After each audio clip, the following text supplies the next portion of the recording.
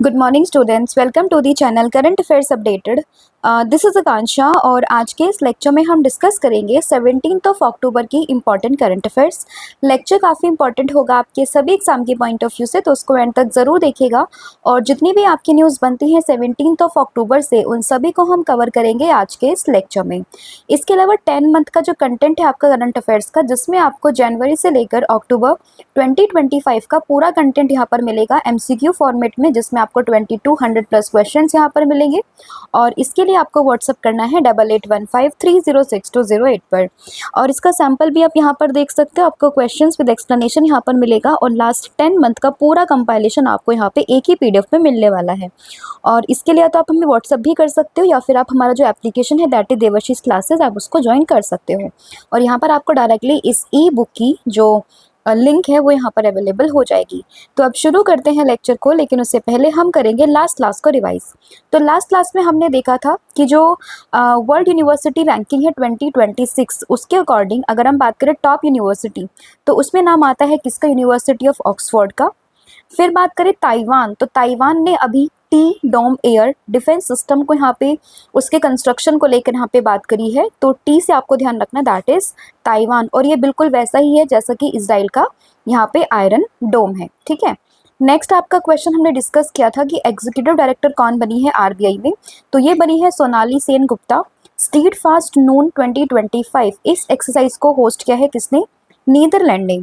फिर बात करें सिविल रजिस्ट्रेशन सिस्टम रिपोर्ट के अकॉर्डिंग, तो सिविल रजिस्ट्रेशन सिस्टम के अकॉर्डिंग अगर हम बात करें इस रिपोर्ट के अकॉर्डिंग, तो लोवेस्ट सेक्स रेशो किसके स्टेट का यहाँ पे रजिस्टर्ड हुआ है, तो ये हुआ है झारखंड का।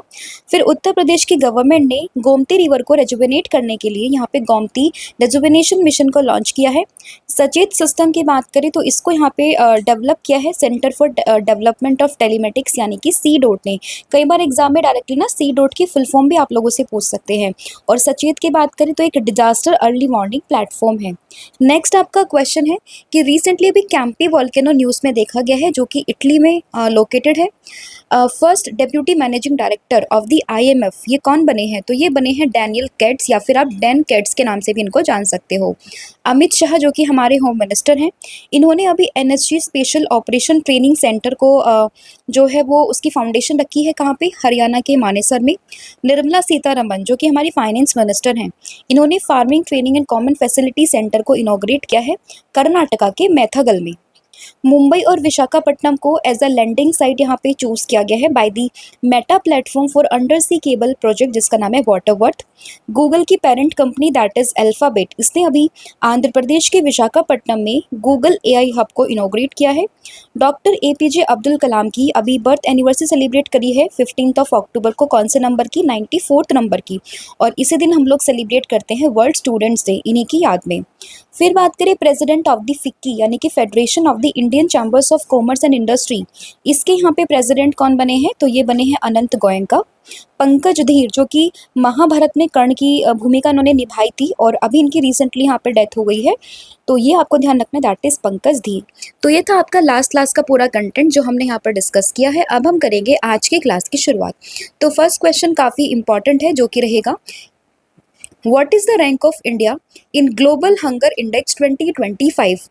तो 2025 में अगर हम बात करें ग्लोबल हंगर इंडेक्स में इंडिया की रैंक कौन सी है, तो वो हो जाएगी यहाँ पे 102, यानी कि ऑप्शन नंबर फर्स्ट। तो 102 नंबर पर आता है इंडिया, अगर हम बात करते हैं ग्लोबल हंगर इंडेक्स 2025 की। जब भी आप लोग कोई इंडेक्स पढ़ते हो तो आपको उसमें 4 चीज़ें ध्यान रखनी है। फर्स्ट वन तो ये कि इसमें इंडिया की रैंक क्या है, टॉप कंट्री कौन सी है, और इसके अलावा उस पूरे के पूरे इंडेक्स को यहाँ पे रिलीज कौन करता है। और अगर उसमें कोई पॉइंट्स वगैरह का डेटा अगर अवेलेबल होता है, तो आजकल एग्जाम में स्टेटमेंट बेस्ड क्वेश्चंस पे उसको पूछ लेते हैं, तो आपको उस डेटा को भी यहाँ पे ध्यान रखना है, ठीक है। तो अब हम डिस्कस करेंगे 2025 में जो ग्लोबल हंगर इंडेक्स है, इसमें अगर हम बात करते हैं, इसमें इंडिया की रैंक आती है 102। टॉप कंट्री की बात करें तो इसमें नाम आता है किसका, दैट इज आर्मेनिया का, ठीक है। उसके अलावा अगर हम बात करते हैं कि इसको रिलीज कौन करता है, तो इसको यहाँ पे रिलीज करता है कंसर्न वर्ल्ड वाइड एंड वेल्थर हिक लाइफ। ये कई बार एग्जाम में पूछा गया कि इसको किसने यहाँ पे रिलीज किया है, तो थंगर हिल्फ लाइफ करके ये है जो कि इसको रिलीज करता है। और इंडिया 102 नंबर पर आता है आउट ऑफ 123 कंट्रीज। टॉप पर है यहाँ पे अर्मेनिया। और अगर हम बात करें कि लास्ट रैंक किसकी आती है, तो लास्ट रैंक पर आता है दैट इज सोमालिया। और इंडिया की अगर हम बात करते हैं तो इंडिया जो है वो सीरियस कैटेगरी में बिलोंग करता है, उसमें ये लाई करता है। और इसके अलावा बात करें इसका स्कोर कितना है, तो ये आता है 22.3 नंबर पर। ठीक है, तो ये चीज़ें भी आपको उसमें ध्यान रखना है। तो याद रहेगा आपको, इंडिया 102 नंबर पर है, टॉप पर आती है अर्मेनिया, लास्ट पे है सोमालिया। एंड 123 टोटल कंट्रीज का यहाँ पे सर्वे किया गया था, जिसमें इंडिया जो है वो सीरियस कैटेगरी में आती है विद दी स्कोर ऑफ 27.3। और इसको रिलीज कौन करता है, कंसर्न वर्ल्ड वाइड। तो ये काफ़ी इंपॉर्टेंट बन जाता है ऑप्शन नंबर ए। और इसके अलावा टॉप कंट्री अर्मेनिया आप देख सकते हो यहाँ पर। और अगर हम बात करें ग्लोबल हंगर इंडेक्स की, तो 2006 में इसको स्टैब्लिश किया जाता है बाय दी, तो GHI was initially published by the international food policy research institute which is located in the USA। लेकिन अभी अगर हम बात करें, अब इसको हम कौन रिलीज करता है, कंसर्न वाइल्ड लाइफ, और ये इसको यहाँ पे रिलीज करती है। ठीक है, इसके अलावा अगर हम बात करें तो बेसिकली 4 इंडिकेटर्स यहाँ पर होते हैं। 0 सबसे बेस्ट को यहाँ पे देते हैं एंड 100 होता है सबसे वर्स्ट के लिए। 0 का मतलब कि वहाँ पे कोई भी भूखमरी, कोई भी यहाँ पे भूखा नहीं है। और अगर हम बात करें 100 की, तो यहाँ पे सबसे वर्स्ट कंडीशन पे यहाँ पे उसको 100 देते हैं। अपनी कंट्री को कौन सा मिला, 27.3। ठीक है, अब जैसे यहाँ पे लेस देन 5, तो बेसिकली जो अर्मेनिया वगैरह है, बेलारूस है, बोस्निया है, ये सब लेस देन 5 की कैटेगरी में आते हैं। 0 तो अभी तक यहाँ पे नहीं लिखा है किसी भी कंट्री को लेकर, बट आपको ये चीज़ें ध्यान रखनी है। और इसमें जो फैक्टर्स यहाँ पे आते हैं उसमें क्या क्या चीज़ें हैं, दैट इज़ एक आता है अंडर नरिशमेंट, फिर आता है चाइल्ड स्टंटिंग, फिर आता है child wasting and then child mortality. तो बेसिकली 4 फैक्टर्स है। कई बार अगर एग्जामिनर थोड़ा टफ क्वेश्चन यहाँ पे फ्रेम करता है तो आपसे इन चारों इंडिकेटर्स के बारे में भी वो पूछ सकता है। ठीक है, तो एक बार मैं समअप कर देती हूँ। इंडिया की रैंक आती है 103, रिलीज कौन करता है, कंसर्न वर्ल्ड वाइड। इसके अलावा टॉप पर आती है अर्मेनिया, इंडिया का स्कोर है 27.3। इसके अलावा बात करें सबसे लास्ट में आती है सोमालिया। और 4 जो यहाँ पे फैक्टर्स आते हैं उसमें अंडर नरिशमेंट आता है, चाइल्ड स्टंटिंग आता है, चाइल्ड वेस्टिंग आता है, और इसके अलावा चाइल्ड मोर्टेलिटी आता है। नेक्स्ट आपका क्वेश्चन होगा, which country top the medal tally of the 11th Asian aquatic championship 2025। तो 2025 का जो 11th एडिशन है एशियन एक्वाटिक चैंपियनशिप का, उसमें कौन सी कंट्री यहाँ पे टॉप पे रही है, तो इसमें नाम आता है चाइना का, यानी कि ऑप्शन नंबर सी। तो चाइना यहाँ पे टॉप कंट्री बनती है इन दी 11th एशियन एक्वाटिक चैंपियनशिप 2025। ये पूरा टूर्नामेंट कहाँ पर हो रहा था, तो ये पूरा टूर्नामेंट हो रहा था गुजरात अहमदाबाद में। एंड स्पेसिफिकली अगर हम बात करें तो वीर सावरकर स्पोर्ट्स कॉम्प्लेक्स में। ठीक है, और पूरा जो ये वेन्यू था 28 से शुरू हुआ है सितंबर में, और 11 अक्टूबर तक ये चला है, जिसमें चाइना यहाँ पे 54 मेडल्स के साथ में टॉप कंट्री यहाँ पर बनी है। ठीक है, जिसमें 40 यहाँ पर गोल्ड्स आते हैं, 10 यहाँ पे सिल्वर हैं और 4 यहाँ पर ब्रॉन्ज है। तो इसमें आपको ध्यान रखना है कि टॉप पे है चाइना और हमारी कंट्री दैट इज़ इंडिया। तो इंडिया ने हालांकि काफ़ी अच्छा परफॉर्मेंस दिया है, लेकिन इंडिया यहाँ पे 11th नंबर पर आती है, जिसमें कि 13 मेडल यहाँ पे इसने जीते हैं, जिसमें कि 4 यहाँ पे सिल्वर हैं, 9 यहाँ पे ब्रॉन्ज है और गोल्ड यहाँ पर एक भी नहीं है। ठीक है, तो ये ध्यान रहेगा आपको। और इसमें अगर हम बात करें मेडल टैली, तो टॉप 3 कंट्रीज में आती है चाइना, कजाकिस्तान और जापान। और इंडिया की अगर हम बेस्ट एवर परफॉर्मेंस की बात अगर हम करें, तो उसमें जो श्री हरि नटराज हैं वो यहाँ पे बेस्ट एथलीट के रूप में इमर्ज हुए हैं, विनिंग 7 मेडल्स। ठीक है, तो highest number ever won by an Indian in a single edition. तो ये काफ़ी इंपॉर्टेंट नाम बन जाता है, तो इसलिए आपको ध्यान रखना है कि श्री हरि नटराज कौन सी गेम से बिलोंग करते हैं और इन्होंने अभी कितने मेडल्स इन्होंने यहाँ पे जीते हैं। और इसके अलावा भव्या सचदेवा की बात करें, then she created history by winning India's first women's medal that is bronze medal in the 400 metre freestyle. ठीक है, तो ये चीज़ें भी आपको ध्यान रखनी है। नेक्स्ट आपका क्वेश्चन होगा, who won the inaugural edition of the archery premier league 2025। तो अगर हम बात करें कि जो आर्चरी प्रीमियर लीग 2025 है, तो उसमें इनॉग्रल एडिशन यानी कि फर्स्ट एडिशन यहाँ पे किसने जीता है, तो उसको जीता है राजपुताना रॉयल्स ने, यानी कि ऑप्शन नंबर जो ए है वो आपका करेक्ट हो जाएगा, दैट इज राजपुताना रॉयल्स। अब ये इसका फर्स्ट एडिशन था ना, तो इसलिए इंपॉर्टेंट बन जाता है।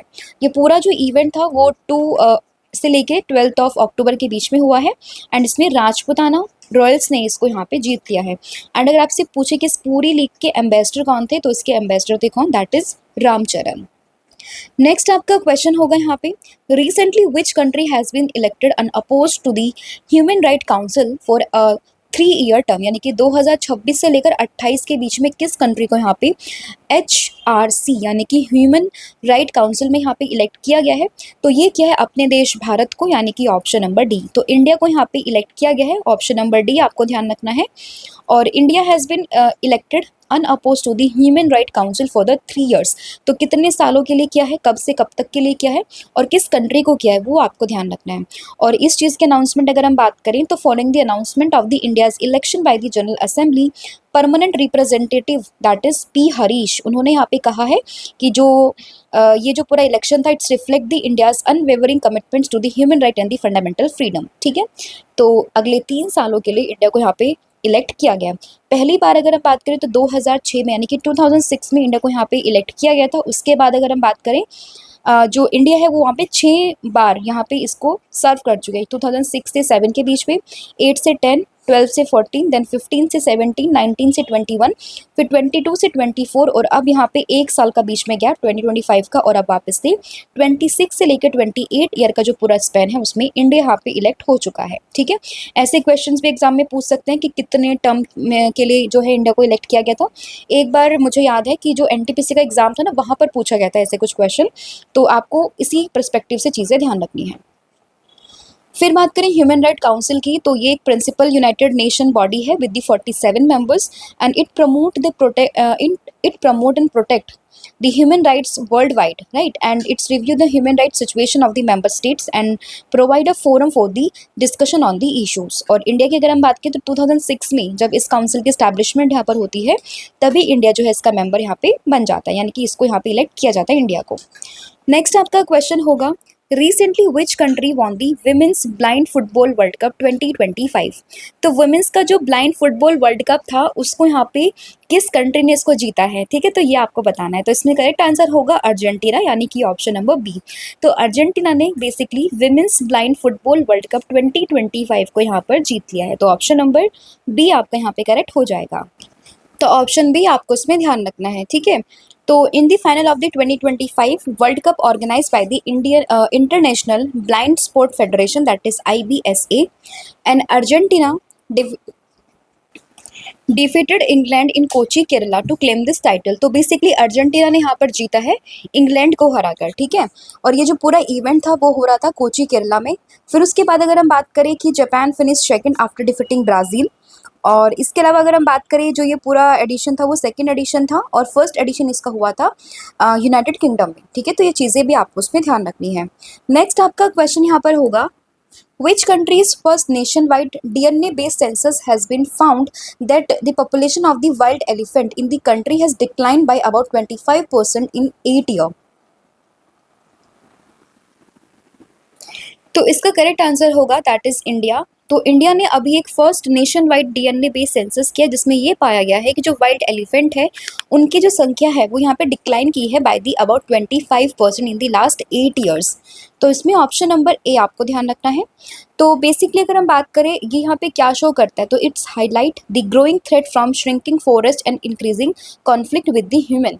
एंड ये रिलीज जो हुई थी रिपोर्ट वो हुई थी 14 अक्टूबर 2025 में and the report title is the status of the elephant in the India DNA based synchronized all India population estimation of elephant that is SEFI SHAI, आप इसको प्रोनाउंसिएशन ऐसे कर सकते हो 2021 to 25, जिसमें कि ये बोला गया कि 25% ऑफ द वाइल्ड एलिफेंट्स की जो यहाँ पे पॉपुलेशन है उसको यहाँ पे डिक्लाइन देखा गया है। ठीक है, अगर हम स्टेट वाइज की बात करें तो हाईएस्ट नंबर ऑफ एलिफेंट अगर हम बात करें कहाँ पर है, ये है कर्नाटका में विद दी 6013 एलिफेंट, उसके बाद followed by the Assam and the Tamil Nadu. Next आपका क्वेश्चन है, recently India and which country began its first naval exercise that is in Rokin 2025। तो ROKN 2025, तो बेसिकली ये हुई है इंडिया और साउथ कोरिया के बीच में, यानी कि ऑप्शन नंबर बी। तो ये फर्स्ट नेवल एक्सरसाइज है इसलिए इंपॉर्टेंट बन जाती है किस किस के बीच में, इंडिया और साउथ कोरिया के बीच में। और ये पूरी की पूरी एक्सरसाइज हुई कहाँ पर है, तो ये हुई है साउथ कोरिया में ही हुई है, बुशान नेवल बेस में। ठीक है, और इसमें अगर हम बात करें इंडिया को किसने रिप्रेजेंट किया है, तो इंडिया की तरफ से जो INS शाहदरी है उसने यहाँ पे इंडिया को रिप्रेजेंट किया है। नेक्स्ट आपका क्वेश्चन होगा, रिसेंटली हु लॉन्च दी विश्वास स्कीम टू रिड्यूस लिटिगेशन। तो लिटिगेशन को रिड्यूस करने के लिए विश्वास स्कीम को यहाँ पे किसने लॉन्च किया है?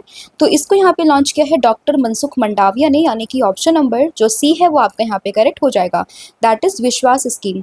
तो हमारे जो लेबर एंड एम्प्लॉयमेंट मिनिस्टर हैं, साथ ही में ये हमारे स्पोर्ट्स मिनिस्टर भी हैं, that is doctor Mansukh Mandaviya.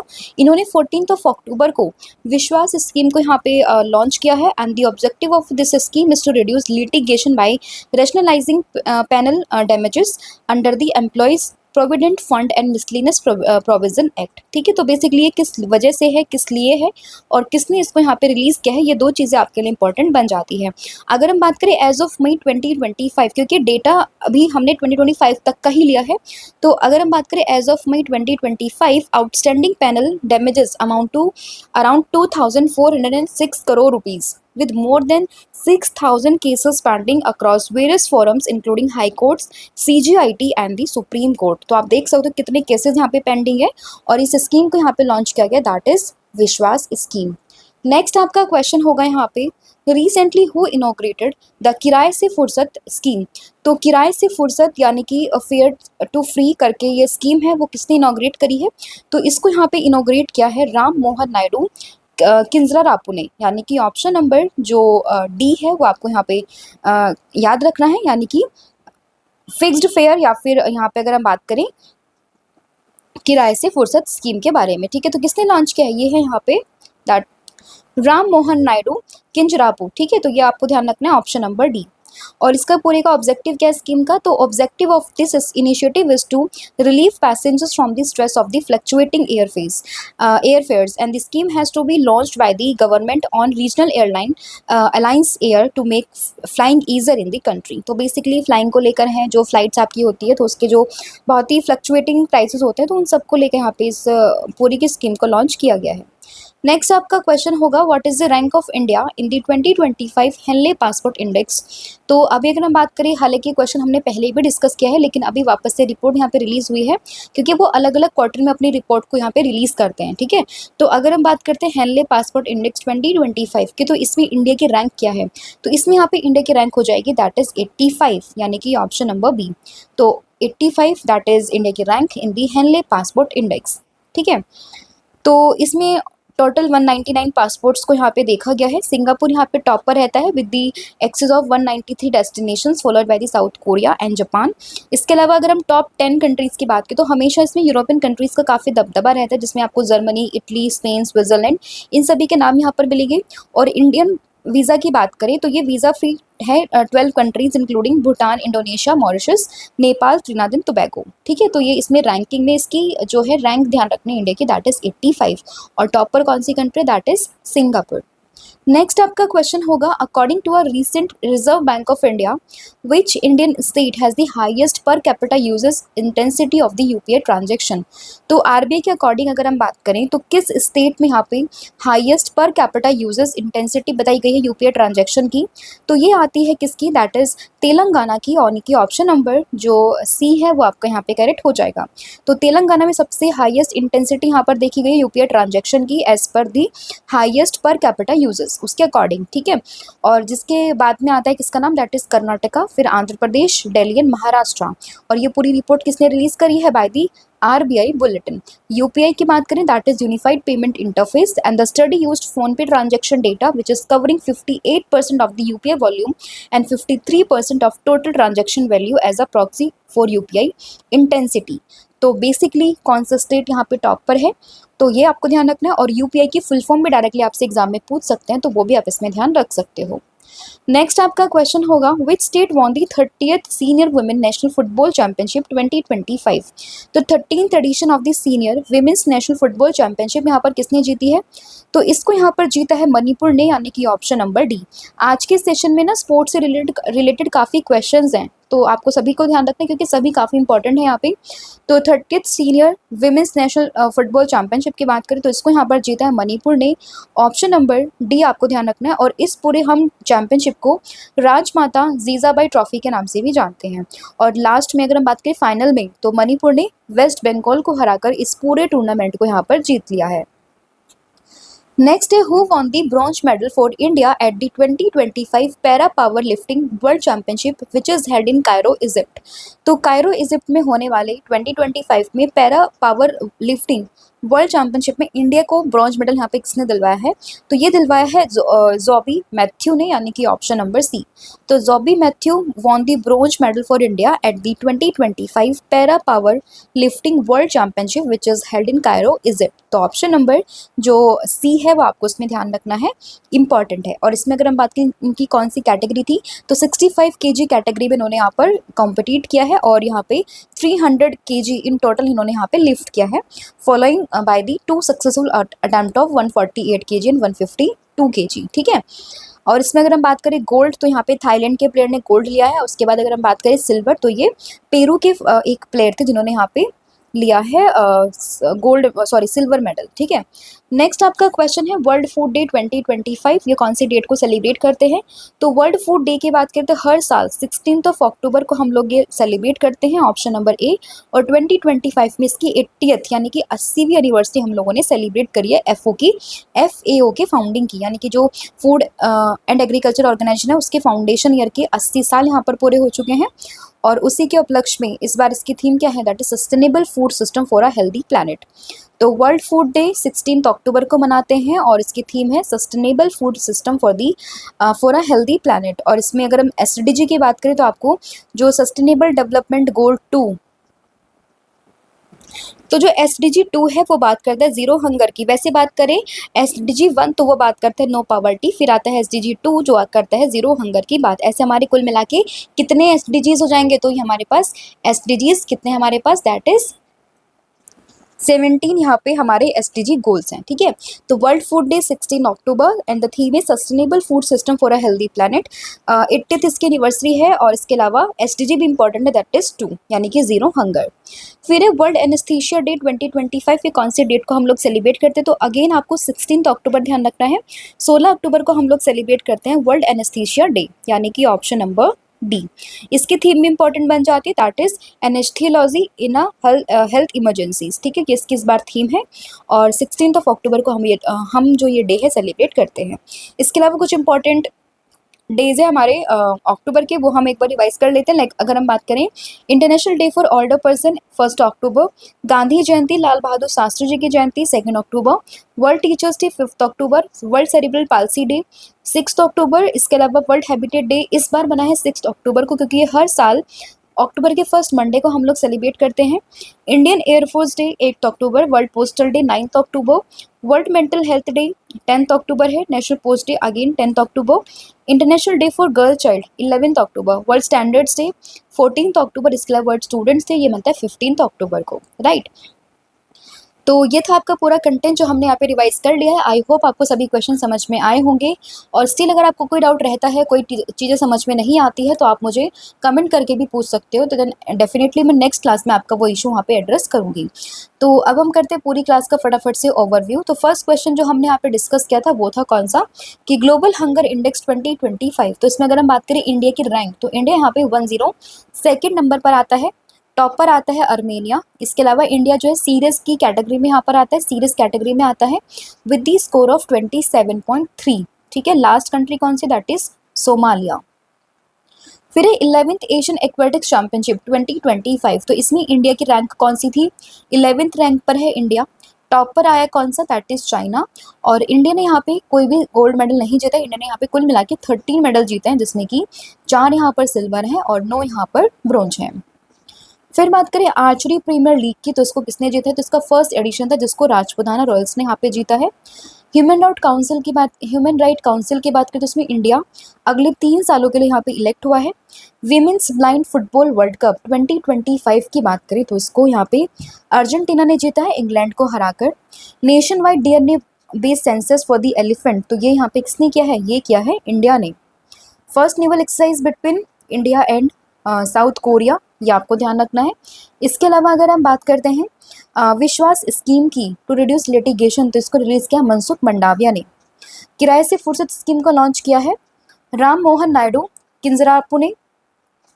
Henley passport index में इंडिया आती है 85th नंबर पर और टॉप पर आता है सिंगापुर। आरबीआई न्यूज़ में है क्योंकि अभी इसने बताया है कि जो तेलंगाना है वो टॉप पर आता है किसके मामले में, in the highest per capita usages intensity of the UPI transaction. तो तेलंगाना यहाँ पे टॉप पर आता है। 30th senior women's national football championship, इसकी अगर हम बात करें उसको विमेन ने जीता है, विमेंस कैटेगरी में जीता है मणिपुर ने। 2025 में पावर लिफ्टिंग वर्ल्ड चैंपियनशिप हुई है, तो इसमें ब्रॉन्ज मेडल लेके आए इंडिया के player, that is Joby Matthew.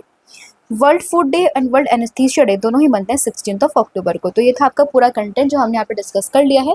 कल मैंने आप लोगों से पूछा था कि India first fully solar powered जो ये कौन सा है, कहाँ पर बनने जा रहा है, तो ये कर्नाटका का जो बन्नेरघट्टा बायोलॉजिकल पार्क है वहाँ पर बनेगा।